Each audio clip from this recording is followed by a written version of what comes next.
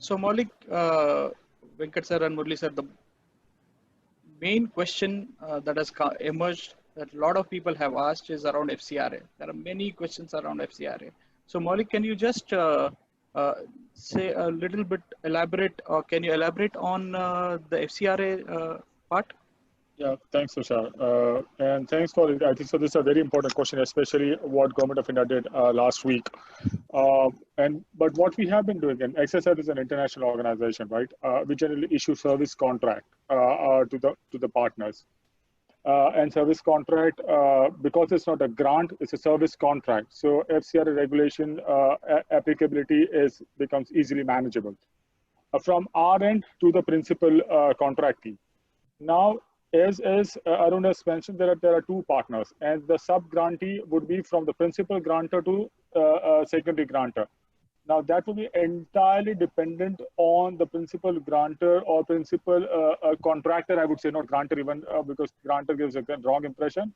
A principal contractor to manage how those kind of modalities are going to work out. I think that will be between the principal contractor and the secondary contractor as far as the proposal is concerned.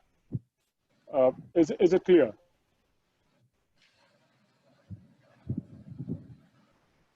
Sorry, I was on mute. I think it is clear. And if there are still any pertinent questions, people can put those in the chat box. And yeah, Arun, do you want to say something?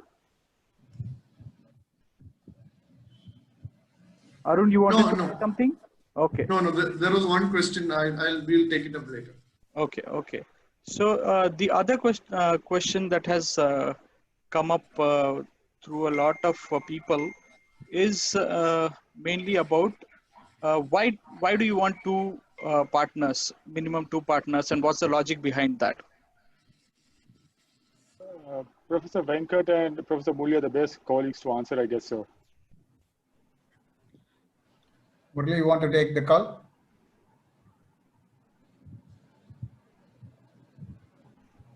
Not sure if Murli sir is able to hear us.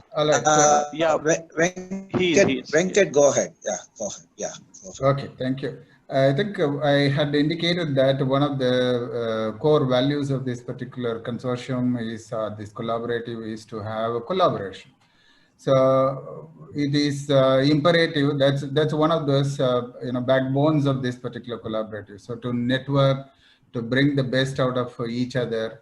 And therefore, a minimum of two institutions are, important for this kind of encouraging people from different parts of the country to come together. And there is also a question, I believe, about whether an institution's two units of the same institutions can collaborate. I think we are not at this juncture encouraging such kind of single institution, two departments coming together. I think two separate entities would be more preferred. Am I right, Maulik? Yes, sir. That's absolutely correct. Right. Thank you, Professor Venkatraman, to take that question. The next one that has emerged through a lot of questions. Sir, can I just answer one? Yeah. Please go ahead. Yeah, so we have again got the question on the type of institutions and whether this institution can, or what type of institution can partner together. Again, I am repeating the same. The clauses which are mandatory are pre-qualification, are mandatory. There is no change in that. There will not be any change. Organizations can be anything. The academic institution can partner with an NGO. It can partner with a private institution. But it should have a 5 years, primary bidder should have 5 years experience. It should have a clear experience in working in the health sector in this area. There is some question on whether the second institution can be without experience. So that's up to the consortium to decide. If you have more experience, the value is more because two organizations coming together with experience means at least 2 to 3 years of experience in the second institution. That will add more value. So it's up to you to decide who should be the partner. Arun, somebody asked whether the second partner could be from government. I think it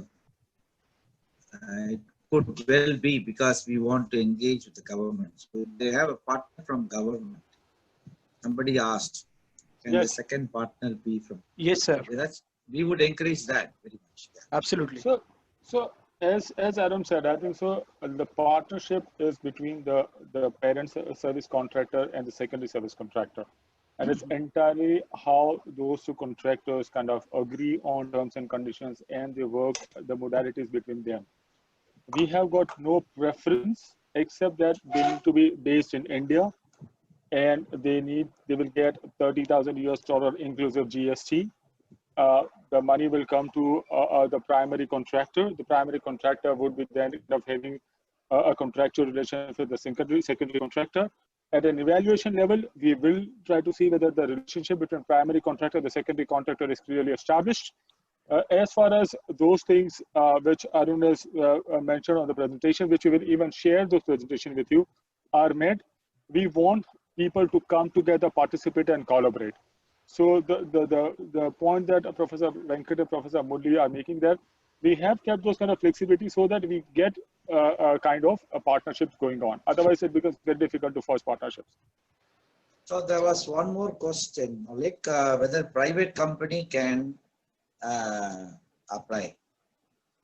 They can apply, as far as it's a competitive bidding process, right? So if your proposal be evaluated against an academic organization, so if a private company, both at a technical level, first, if they are technically sound, and if they are equally technically sound with an academic organization, then the commercial evaluation will happen. If a private company is at same par with kind of commercial tender, basically we want the proposals to be technically as well as commercially sound, and we are open to that kind of partnerships. Okay.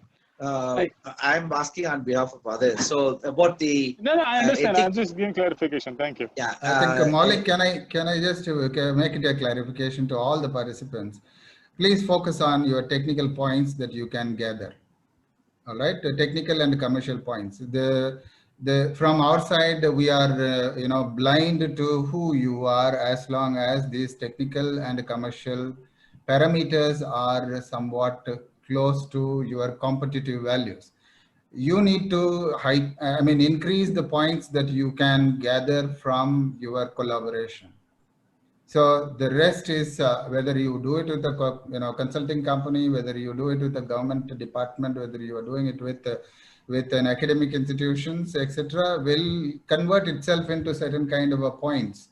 So it will be useful for you to also explore how do you increase your the total points that you can gain from your collaborative activity. Is that a single possible way of putting it across, Malik? Yes, thank you very much indeed. I think so. The FCRA comment question is again coming. Again, I'm saying we are not giving a grant. It's a service contract, right? So the rules on FCRA grant versus service contracts are going to be different. Having said that, we will again internally cross-check if there is something, and we'll let everyone know. But we believe, as of today, an hour back conversation, that in service level agreements, the FCRA things are easily manageable. And then it becomes between the host contractor to get into what kind of contractual relationship, whether they also want to get into service contract. And because it's a service contract, logically, it seems to be a service level agreement between the host and the co-host in a contractual relationship. Right. Thank you, Maulik, for clarifying. I think there were many questions around that. So great, you have touched upon that point. Another important part that is coming up is, can there be primary research included in the grant, or the research study, or will it be only secondary research? This question has a pretext to it because of the grant value and the duration. So there are sub questions within this. So I'm taking all of them together. So people are asking, why a short duration grant? Will it be enough for a primary? Depends. It depends on what kind of primary data they want. If they are designing a study that involves 2 years of primary data, obviously not. But if the study requires observation, direct observation for few months, why not? And we would encourage that. I don't think we have a priori any condition on what sources of data you have, as long as the design sticks to overall timeline. I think this is our response. And to just add to what Professor Murli said, hence innovation in data collection is something that has been emphasized, because if we are looking primary data collection, we need to be innovative in the way we are collecting primary data as well. And hence, for the innovative methodologies section or the clause that Arun did mention becomes very, very important. So again, going back to a point that Professor Venkat made, that we need to be very careful in the way we are going to score points as well as technical and commercial are concerned. Thank you very much, Maulik. An interesting question that has come up, which is sent to the, so everyone cannot see it. It is a private message that has been sent. The question is, any scope for budding or young researchers to get involved and learn or work? I think all three of you would be very happy to take this up. So any one of you, please. Absolutely encouraged. I think we, whom we call budding, we would like to encourage. The door is open. We want more people with more enthusiasm and commitment and sustained effort. This is, yeah, with a little caveat, I think it is important for also to remember that the quality of research is more important than your, your age or your level of research.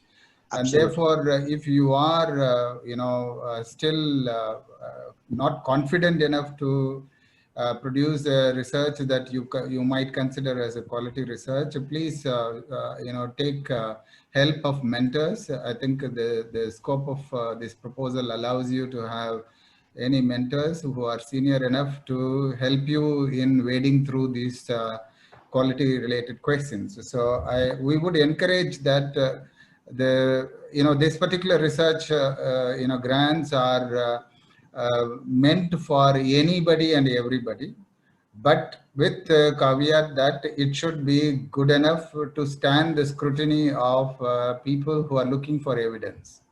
So keep that in mind. So yes. And I would also like, because you have said young researcher, I think so we are collaborative. We also work across other kind of research collaborators existing. And there is another research collaborator known as Health System Transformation Platform, which is trying to build up kind of capacity build of people. And we would be working closely with those colleagues also in kind of, they are going to announce some kind of scholarships soon. And I think so IHSC would be a platform to kind of link you with Health System Transformation Platform as well. So as we said that this collaborative is very inclusive in nature, very pluralistic in nature, and as soon as Health System Transformation Platform evolves with more definitive kind of objectives and approaches, the IHSC platform will be kind of working together to see that how young researchers can participate, if not in this research study, in other form, the young researchers come together. Thanks a lot, Maulik. There is another question which is linked to the research studies, conducting the research studies, which is about the ethical approvals. So there is a specific question that says if ethical approval is required for a particular study, it will further delay the process. So, professors. HMSC clearance is only required when you've got a biological sample or those kind of stuff. HMSC clearance through ICMR is not required for sociological studies. I think so the question was very specific to HMSC clearance through ICMR. I don't think so that sociological or secondary data based or interview based study might require, but if required, Professor Murli, you want to say something? Please. Yeah, I want to say something, which is many universities have now their own ethics committee, increasingly, particularly those who are engaged in health science research, health policy. Any research primarily, if you are engaged in collecting primary data that has a direct engagement with people, then you have to have an ethics committee that you form as part of the project. Have it cleared that that is very important. But that will be guided by your own university. But we would expect that even if your university doesn't have an ethics committee, you can form a project-specific ethics committee and have it vetted through that, especially if you are going for primary data. Those of you working only with secondary data, you don't need ethics committee report. But if you are going to directly, let's say, do a study on TB patients and household survey, you will have to think about ethical challenges you will come across while doing the primary survey with TB patients. So you have to have an ethics committee and then anticipate challenges that you may encounter and see how you would overcome. If you have a university clause, the university mandated ethics committee, use that platform. Otherwise, form your own project-specific ethics committee for this purpose. Only if you are going for primary data. Yes. Thank you, Professor Muralidharan. So we have reached 12:15. There is one question that I thought I can just quickly take an answer right away. Sir, can I say something? Maulik? Yes, please. Yeah, I think so. There are loads of questions which are reflected on a Zoom group chat right now. We will answer each and every question in next 24 hours answers and post it for entire community who is on webinar today. So if your question is unanswered right now, rest assured in next 24 hours you'll have a response for that. Thank you. Yeah. Tusha, please go ahead. Yeah, a very small question about word limit. So there is no word limit. You can have a full elaborate proposal. No restrictions on that. Right. And Maulik, do you want to talk about the capacity building partnership because there are interests in people saying that individuals, how will they? So I think so. I did mention about health system transformation platform partnership. And so that's the capacity building partnership that we have touched upon. And Great. there are various other partnerships. I think so. A universal health coverage seminar is going to get organized in this week by someone. So please keep on visiting IHSC website. As much information we get, we've been circulating to this wider group. So at least you are posted, informed about it, and then let's see how we can grow together. Great. Thank you, Maulik. And I will quickly invite Jaydev to give the vote of thanks, and we can then officially close the webinar. Jaydev? Yeah, Maulik? Tushar, any comment Professor Venkat and Professor Murli wants to make before that? Sure. Why not? Sir, please. Not now. I think unless Venkat has something to say. I can only say good luck to each one of you. We hope each one of you succeed in whatever research area in which you wish to apply, and make sure that you are able to gain the advantage of collaborative effort and make your proposal strong enough. Good luck to all of you. That's all I can say. So I will also add. I will add a word here, and my best wishes to all the participants here, and we look forward to collaborating with you, and we will look forward to having new generations of partnerships and new scholars working in the field of health policy, health systems, and engage productively with government and produce evidence for good policy making. Okay, wish you all the best. Thank you, sir. Can I say a line, please? Please. XSL at the moment is secretariat for IHSC, and it's something we are trying to bring, as you have seen, that multiple stakeholders together. In the process, we may not be doing everything correctly. If we are kind of flouting something, please let us know so that we can improve ourselves, and we'll be appreciating your support on that. Thank you. Thanks, Maulik. Arun, do you want to say something? No, small response to a query that whose CV should be submitted, whether it should be all technical staff. So we require only the CV of PI, co-PI, and key research staff. We don't have like somebody has asked whether we should have the CV of technical data entry operators, field staff. Not required. We require the key research staff, research staff, PI, co-PI, and rec research associate or officers. Absolutely. Yeah. Okay. Thanks, Arun and Jaidev. If you can please present the vote of thanks, and we can officially close. Thank you, Tushar. Yeah. Hello, everyone. We trust this session has been engaging and informative for all of you. On behalf of IHSC, I would like to extend my gratitude to the IHSC members, our donor partners, my colleagues at the Secretariat, and last but not the least, to all of you who have taken the time to join us here today. IHSC's vision is embedded in the belief that collective effort is paramount to strengthening health systems research and policy making in India. On the basis of this belief, IHSC hopes to commit itself in the time ahead to promote a culture of collaboration, co-creation, and consensus to chart out the future of India's health system. The backbone of this is ensuring generation of robust, responsive, and relevant evidence that aligns and supports policy priorities. Again, we were very humbled to have all of you with us today. Your enthusiasm, interest, and participation is vindictive of IHSC's mission and objective to foster a vibrant community of health system researchers in India. Again, would like to thank all of you, and we at IHSC look forward to future opportunities to engage with you in the coming months and years. With that, I would like to bring this meeting to a close and wish all of you and all of your near and dear ones good health. Thank you very much. Thank you. Thanks, Jaidev, for the vote of Thank thanks. you, Professor Molye. Thank you, Professor Venkat. Thanks, everyone. Thank you, Thank everyone. you all. We will Thank you. officially close the webinar now. Thanks for Thank being you. here. Bye.